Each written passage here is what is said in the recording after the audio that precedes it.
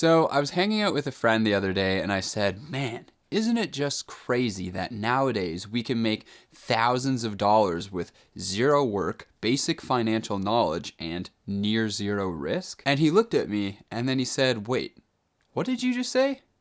Are you doing that? And I said, yeah, aren't you? And in that moment, I was once again reminded of the fact that society does not set us up for success at all in the financial world. It does not give us the tools to understand basic financial knowledge. So I thought I would put this video together today because there is essentially free money just sitting on the table right now that anyone can access regardless of where you live, how much money you have, what type of financial knowledge you have. There are ways for you to claim it. And so in this video, I'm going to be showing you 3 different ways that I'm personally claiming it. And this year it's going to earn me something like a few $1,000s, something like that. And that's not to brag. It's just for a point of context or reference so that you can understand that this can actually be something that is meaningful.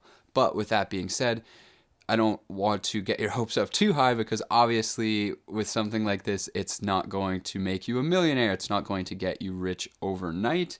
It would be way too good to be true if you could do that with something that required zero risk, basically zero knowledge, and near zero risk. But this is something that pretty much everyone can and should be taking advantage of, in my opinion at least. So each of these 3 methods are going to have pros and cons associated with them, and I recommend that you watch all of them so that you can determine which ones might be the best fit for you. And before we get into the methods, let me just preface this video by saying that hopefully you caught something I said earlier. I said near zero risk.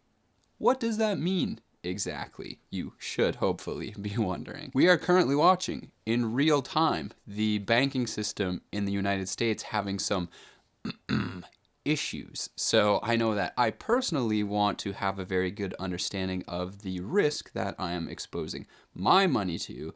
And so I'm dedicating an entire section at the end of this video to discussing details about the risks involved with the methods that I'm going to be talking about today. But for now, just know that everything I'm talking about in today's video is widely considered to be the least risky thing that you can possibly do with your money. And part of that reason is because much of it is going to be protected or guaranteed by depositors' insurance. Part of the reason that you're seeing banking panics happen right now is because a large percentage of the money that was tied up in these few financial institutions was not insured by depositors' insurance, even though now it seems like they're going to be insuring it anyway. But a good general analogy to think about this is if just holding on to cash, stuffing it under your mattress was the equivalent of never ever setting foot outside of your house, never ever leaving your front door, then what I'm going to be talking about today is taking a step out your front door. We're not going on a crazy adventure. We're not going off seeking danger and riches. We're just going outside. So what we're going to be learning today is 3 different ways of harvesting the high interest rates that we are experiencing in society today. As some of you will be aware, these are the highest interest rates that we have had in over a decade. So this has created an opportunity for us that has not existed for a very long time, where there is essentially free money on the table. I'm personally targeting earning up to 5% on most of my cash at the moment, which is crazy to consider when you think about that the stock market, people generally estimate that it earns somewhere between 7 to 10% per year. So 5% is capturing a large part of that return, while not at all exposing my money to any of the risks involved with the stock market. So the first method that I want to talk about today is how I'm earning between 4 and 5% on my US dollar cash. And I'm doing that in my US dollar brokerage account specifically, which is with interactive brokers. You can actually find a link for them in the description box down below. It should be next to the link that says my US dollar investing account. Now, there's several reasons that I personally use them. The first one being that pretty much anyone can use them regardless of where you live. You do not need to be a US citizen to use them to do US dollar investing. I am not a US citizen. They are a worldwide broker with a stellar reputation. They've been in the business for a very long time, and they are registered for investors protection insurance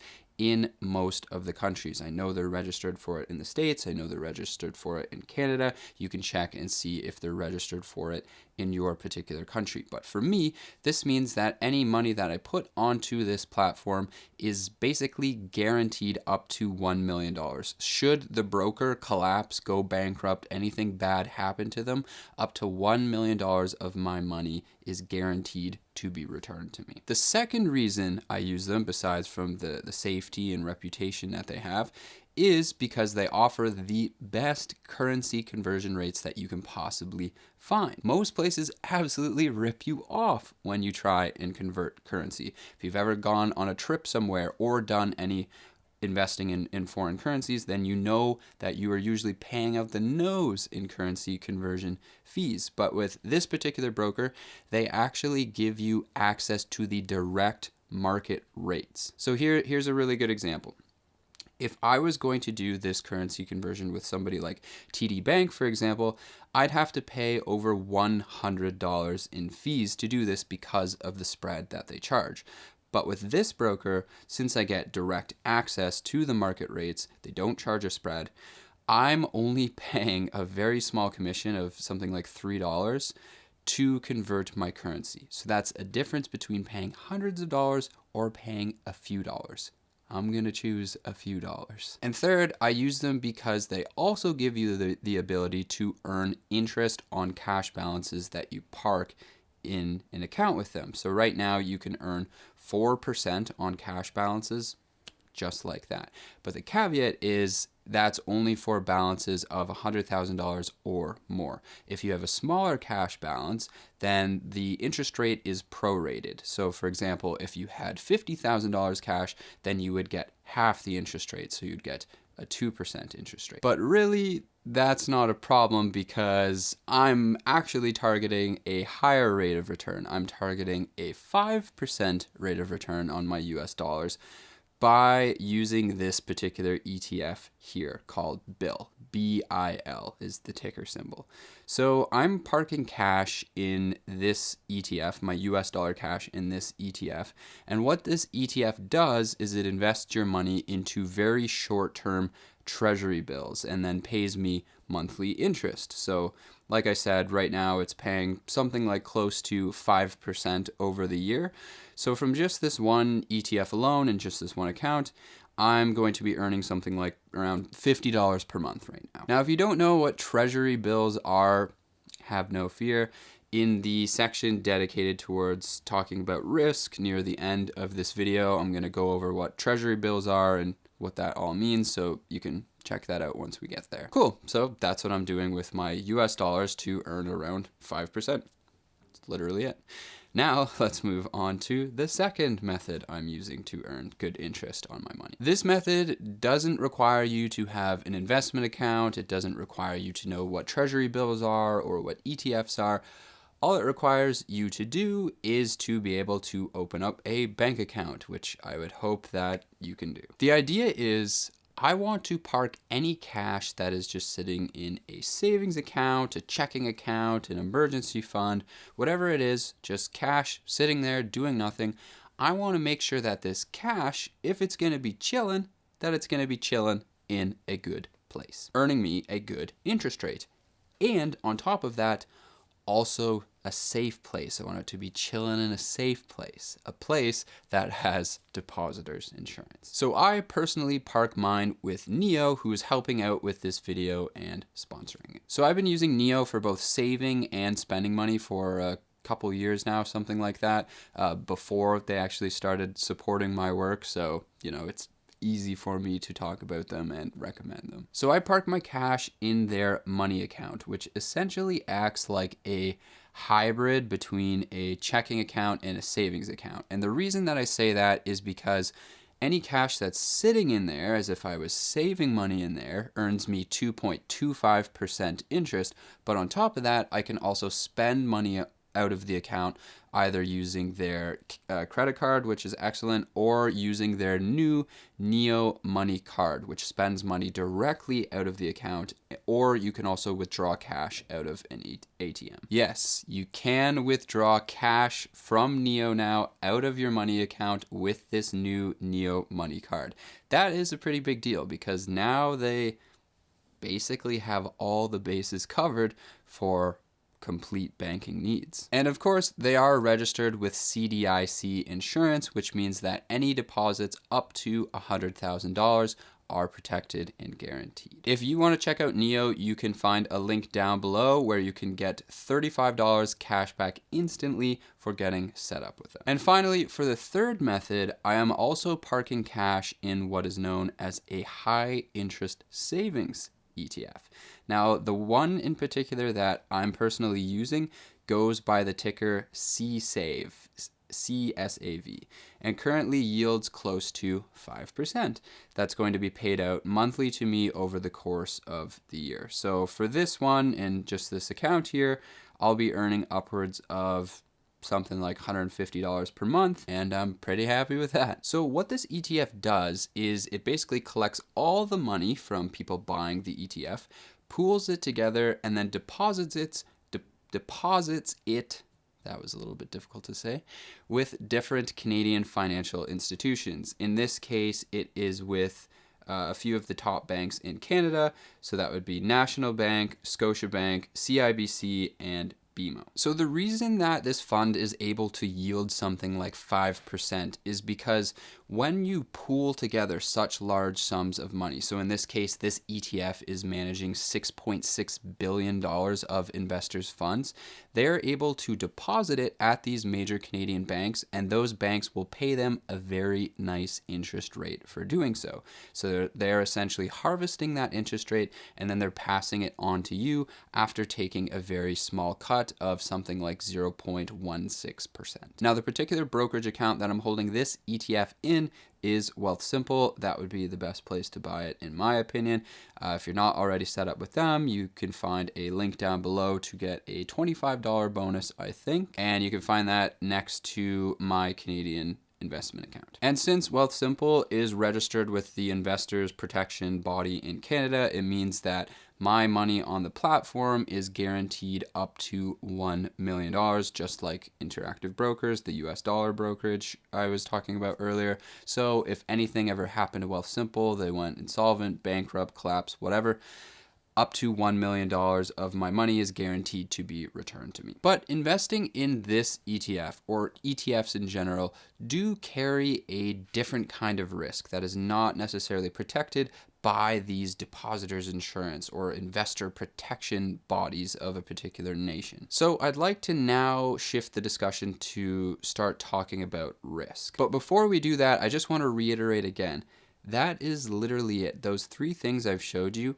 that's it. That's how I'm, able to harvest around 5% on my money, between 2.25 to 5% on my money, and make meaningful money this year. It's that easy. That's why I see it as pretty much just free money that's being left on the table. And if you choose not to take it, then I really think you're missing out. But of course, nothing in this world is truly free. And remember what I said earlier. These things are considered to be near zero risk. So what exactly does that mean? Well, if we were to classify investments in a practical or theoretical sort of way, we could plot them along a risk curve that looks something like this. As you move up and to the right, you are taking on more risk in exchange for a higher potential reward. Now we can see that at the bottom axis, intersected by zero risk and zero reward, we can find cash. Now cash would mean either a bill in my hand or a deposit in a bank account with depositors insurance. So that's going to offer you zero risk, but also zero reward. Now, at the opposite end of the spectrum, we could find something like crypto, which is going to carry a very high amount of risk, but also potentially a very high reward. But what do we actually mean by the word risk? We mean the risk of loss. Bitcoin can lose 10% in a day. A stock can too. But $1 can never be anything other than $1. Of course, it can lose purchasing power to the forces of inflation, but inflation is something that affects all asset classes. All assets are fighting against the force of inflation. That's a given. That is not the type of risk we are talking about. We are talking about the risk of loss of value. Tesla stock can be worth $100 one day and then $50 another day. That is loss that you have experienced. But if I have $100 in a bank account, that will never be anything other than $100. So under this definition, cash represents zero risk. Now, near zero risk is something that we can find just next to cash. It's right beside it, which means that it's going to have a little bit of risk, but it's also going to start offering us some rewards. And in today's time, actually pretty good rewards. And what we find here is something called cash alternatives or cash equivalents. This is the asset class that represents near zero risk. And what we find in this asset class are things like treasury bills, money market funds, or high interest savings account ETFs. Let's take the treasury bill, for example, or specifically the ETF I use, BIL. So when I invest my money in BIL, my money gets pooled with other investors' money, in this case, $27 billion of investors' money. And that gives you a sense of how many people are comfortable doing this. So it takes our money and then it buys very short-term treasury bills with it, specifically 1 to 3 month bills. What this means is we are effectively giving our money to the government for a period of time of between 1 and 3 months. And in exchange for that, we are going to receive interest payments. But because it's such a short length of time, that 1 to 3 months, it's very, very short. Treasuries can go all the way up to like 30 years or more. These very short-term bills don't really carry a risk of loss, so they're thought to be near zero risk. For this reason, short-term treasuries are seen as good as cash, or sometimes even better, because they carry that interest associated with it by the finance world. But the beauty of investing in these through ETFs is I don't have to wait 1 to 3 months to get my money back. I could buy the ETF, and if I wanted to, I could sell it instantly. I could sell it tomorrow. I could sell it next year. It doesn't matter. I can sell it and get my cash back right away. Now, a high interest savings account ETF, on the other hand, is also fairly similar. The only difference is when our money gets pooled together, it doesn't get used to buy treasury bills. It gets put into high interest savings account deposits at banks. CSAV in particular is, again, very, very large amount of money. It's $6.6 billion of investors' money. It's managed by CI Global Asset Management, who is the largest investment manager in Canada based on assets under management.